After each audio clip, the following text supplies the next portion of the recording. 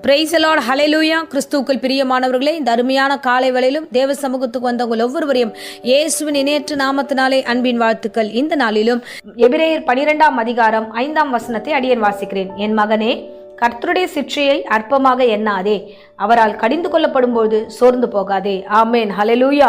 ரொம்ப அருமையான வேத வசனம். இந்த வார்த்தையில கர்த்தர் தம்முடைய காரியத்தை வெளிப்படுத்துகிறார்.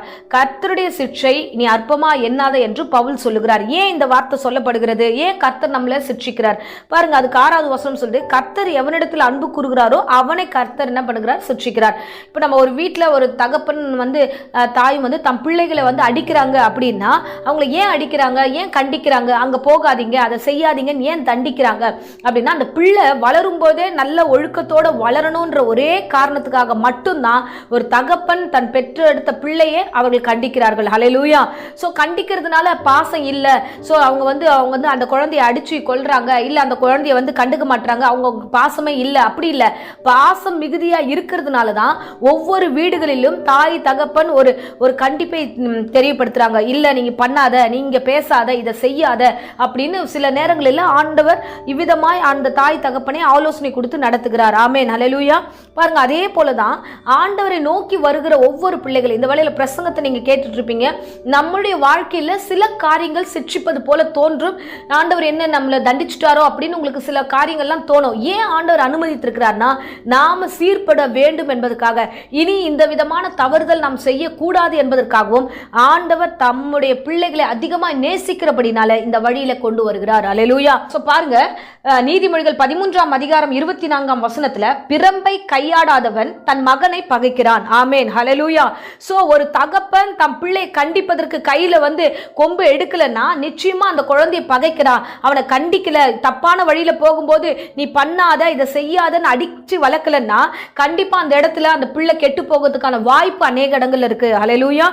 ஏன்னா ஒரு முக்கியமான வேதத்திலே நம்ம ஒரு முக்கியமான ஒரு காரியத்தை பார்க்கிறோம்.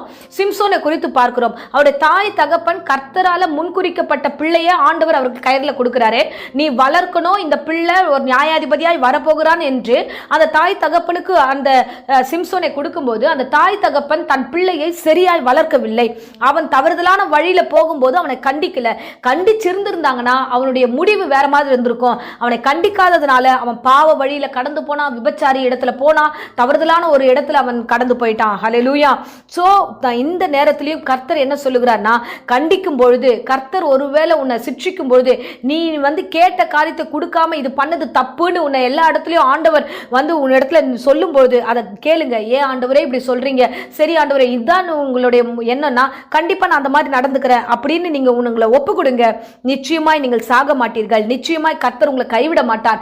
ஏன்னா தகப்பன் தன் பிள்ளையை நேசிக்கிறார். ஆமென். நேசிப்பதனாலதான் கண்டிக்கிறார் என்பதை மறந்துடாதீங்க. ஐயோ, எங்க வீட்டுல இப்படி திட்டுறாங்களே, எங்க வீட்டுல இவனை போட்டு இப்படியா மோசமா பேசுறாங்களே, எனக்கு இந்த வீடு பிடிக்கல அப்படின்னு நினைக்காதீங்க.